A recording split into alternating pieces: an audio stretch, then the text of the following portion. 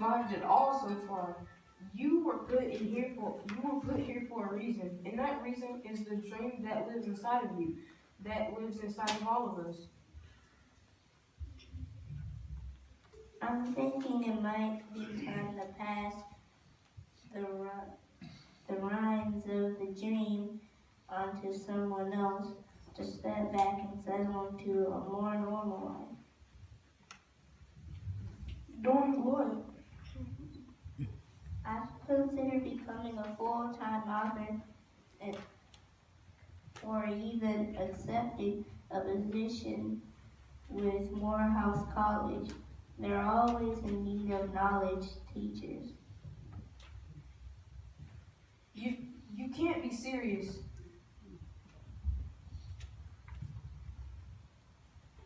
Sometimes the fight seems more than I can handle. It would be nice to step back into the shadows of a normal life again. As a Baptist minister, Martin Luther King Jr. was a moral leader to the community. He was a communistic and powerful speaker. Full of vision and determination, he never stopped dreaming of what could be.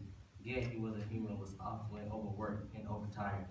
Few people knew that Martin Luther King suffered depression and scratches of depression and often alarmed even his closest friends.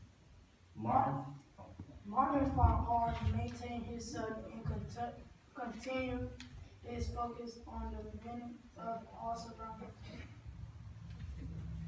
Many of us wanted him to see a physiotherapist because he would slip into these dark depressions. Even the sleeping pills he got from his doctor quit working, and when he did sleep, he had horrible nightmares. Not even his vacations allowed Martin to escape his troubles. He was also conceited in his death and obsessed with the occurrence that in his last few years. Whenever he saw a stranger, he wondered if they might be the messenger of death. It was said that Martin could only relax in a room without windows. If he had a room with the window, he could be tortured with worries and might pull a trigger, and if the bullet found him.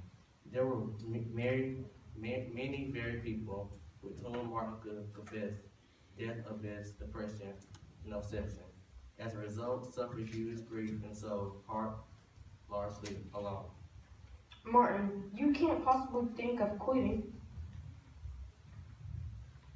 Don't worry, Jesse. I said sometimes. I know I can't stop now. I've got to go on just like I've always done before. Speaking of going on, we're better get going if we're going to make that valiant turn.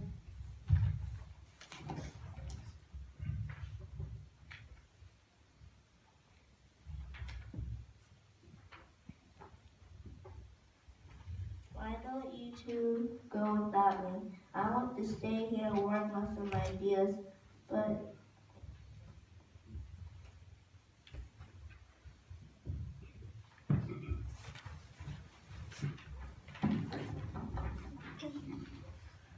the people will be expecting you.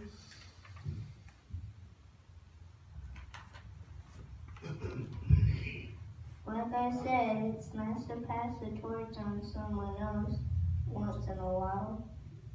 You'll do fine without me.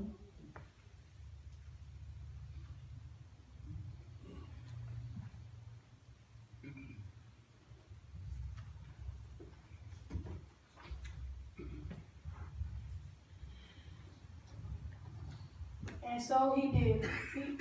He was only supposed to speak for a few minutes.